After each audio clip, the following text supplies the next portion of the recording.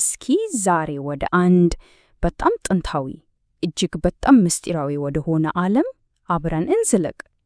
ይህም የኢትዮጵያ ኦርቶዶክስ ተዋሕዶ ቤተ ክርስቲያን እምብርት የሆነው የቅዳሴ ሥርዓት ነው። እስቲ አስቡት፣ በሺዎች ለሚቆጥሩ ዓመታት ምንም ሳይለወጥ የቆየና እጅግ ጥልቅ መንፈሳዊ ትርጉም ያለው ሥርዓት ነው። እንግዲህ ይህን አስደናቂ ጉዞ አብረን እንጀምር። ይህ ጥቅስ ብዙ ነገር ይናገራል። የቅዳሴን ልብ ነው የሚያሳየው። ማለትም ቅዳሴ ግል ጸሎት ብቻ አይደለም፣ በፍጹም ይልቅንስ መላው ማህበረሰብ፣ መላው ምእመን በአንድነት የሚሰባሰብበት፣ እምነቱን የሚያድስበት፣ ከሁሉ በላይ የሆነ የአምልኮ መግለጫ ነው ማለት ነው። እሺ፣ ቅዳሴ የሚለው ቃል ራሱ ከየት መጣ? ምን ማለት ነው? መነሻው ግዕዝ ነው። ትርጉሙም በቀጥታ መቀደስ ወይም መለየት ማለት ነው።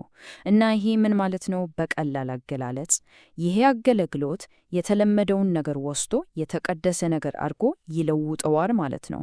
ቦታውን ይቀደሳል፣ ሰዎችን ይቀደሳል፣ ለቁርባን የቀረበውንም ቁስ ይቀደሳል።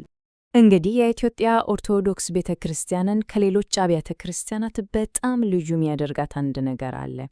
ይህ ምንድን ነው ብለን ስንጠይቅ መልሱ ታሪኳ ውስጥ ነው ያለው። የንግሥት ሳባ፣ የንጉሥ ሰሎሞን እና ደግሞ የቃል ኪዳኑ ታቦት ታሪክ። እስኪ ይህን ታሪክ ጠለቅ ብለን እንመልከተው።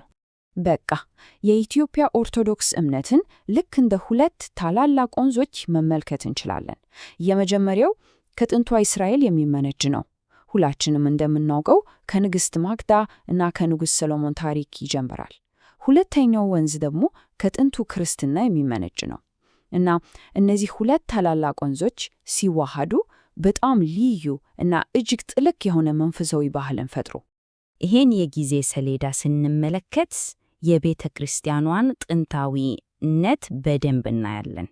ከንግሥት ማክዳና ከልጇ ምኒልክ ጀምሮ እስከ ጳጳስ ፍሬምናጦስ፣ ከዛም ተሰዓቱ ቅዱሳን፣ በመጨረሻም ታላቁ ሊቅ ቅዱስ ያሬድ ድረስ እያንዳንዱ ሰው የራሱን የማይተካ አሻራ አስቀምጧል።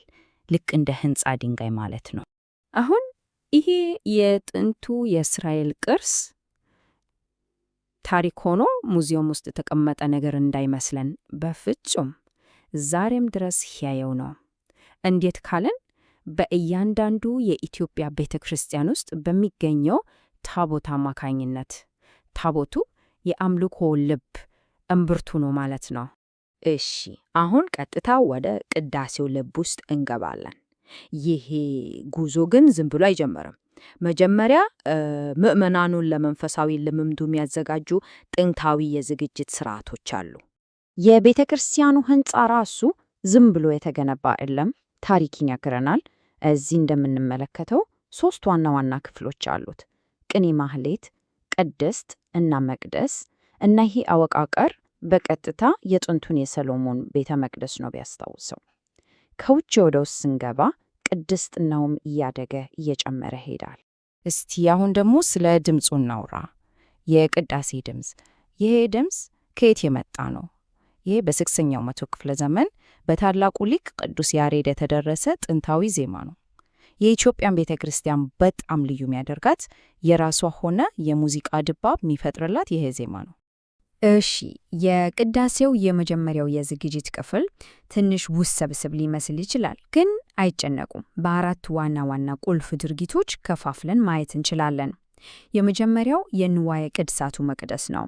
ሁለተኛ የካህናቱ መንጻት፣ ሶስተኛ የቅዱሳት መጻሕፍት ንባብ እና አራተኛ የዕጣን ማጠን። እያንዳንዱ ድርጊት ደግሞ የራሱ የሆነ በጣም ጥልቅ ምስላዊ ትርጉም አለው። እንግዲህ አሁን የቅዳሴው ልብ ላይ እምብርቱ ላይ ደርሰናል። ይሄ ክፍል የኢትዮጵያ ቤተ ክርስቲያንን ታላቅ ሀብት የሚያሳይ ነው። እስሙ አናፎራ ይባላል። እሺ፣ አናፎራ ምንድን ነው? አናፎራ ማለት የቅዳሴው ማዕከላዊ ዋናው የቁርባን ጸሎት ማለት ነው። ይህ እንግዲህ በእምነቱ መሰረት እንጀራውና ወይኑ ወደ ክርስቶስ ሥጋና ደም የሚለወጡበት እጅግ የተቀደሰ ወቅት ነው። የኢትዮጵያ ቤተ ክርስቲያንን በዚሁ በአናፎራ ዙሪያ ከሌላው ዓለም ሁሉ የሚለያት አንድ አስገራሚ ቁጥር አለ እና ይህ ቁጥር 14 ነው። አዎ 14። እስቲ አስቡት፣ የኢትዮጵያ ኦርቶዶክስ ቤተክርስቲያን 14 ተለያየ የአናፎራ ጸሎቶችን ጠብቃለች። ይህ ማለት በሌሎች አብያተ ክርስቲያናት ውስጥ በአብዛኛው የጠፉ ወይም 1 እና 2 ብቻ የቀሩ የጥንት ጸሎቶች ናቸው። ስለዚህ ይሄ ቁጥር ቤተክርስቲያኗ የጥንት ትውፊቶችን እንዴት እንደጠበቀች የሚያሳይ ሕያው ምስክር ነው። በጣም አስደናቂ መንፈሳዊ ቅርስ ነው። እና እነዚህ 14ቱ ጸሎቶች ዝም ብለው አንድ አይነት አይደሉም።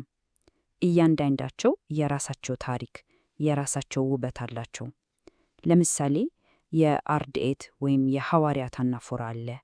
የእመቤታችን የቅድስት ማርያም አናፎራ አለ። እንዲሁም የ318ቱ የኒቅያ ሊቃውንት አናፎራ አለ። እናም እያንዳንዱ በዓልና ወቅት የራሱ የሆነ ልዩ ጸሎት አለው ማለት ነው። እንግዲህ አሁን ወደ ቅዳሴው የመጨረሻው እና ደግሞ እጅግ በጣም ጥልቅ ወደ ሆነው መንፈሳዊ ምዕራፍ እንሸጋገራለን። ይህ ምዕራፍ በእምነቱ መሰረት ምዕመናኑ ከፈጣሪያቸው ጋር አንድ የሚሆኑበት ቅዱስ ቁርባን ነው። የቅዳሴው ሁሉ ጫፍ ፍጻሜው ቅዱስ ቁርባን ነው። የተቀደሰው እንጀራና ወይን በአጠቃላይ ቁርባን ተብሎ ይጠራል።